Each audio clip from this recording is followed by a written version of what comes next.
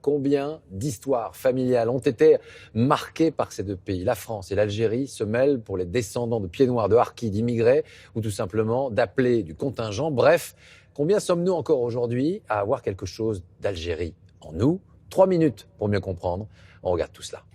Pourquoi avons-nous tous quelque chose en nous de l'Algérie? D'abord, parce que l'Algérie a fait partie de la France pendant 130 ans. L'Algérie, c'était des départements français bien avant l'Alsace et la Lorraine, alors forcément, ça crée des liens. C'est resté le 3e pays francophone au monde. En France, au moins 4 groupes de population ont un lien direct avec l'Algérie. Il y a tout d'abord les immigrés de nationalité algérienne. C'est la plus importante communauté étrangère dans l'Hexagone derrière les Portugais.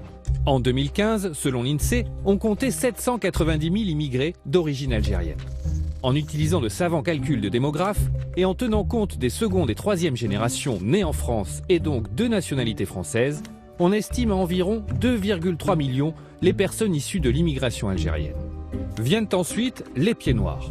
Estimés à 1 million lors de l'exode de 1962, ils seraient avec leur descendance plus de 3,2 millions en France, selon une enquête IFOP de 2014.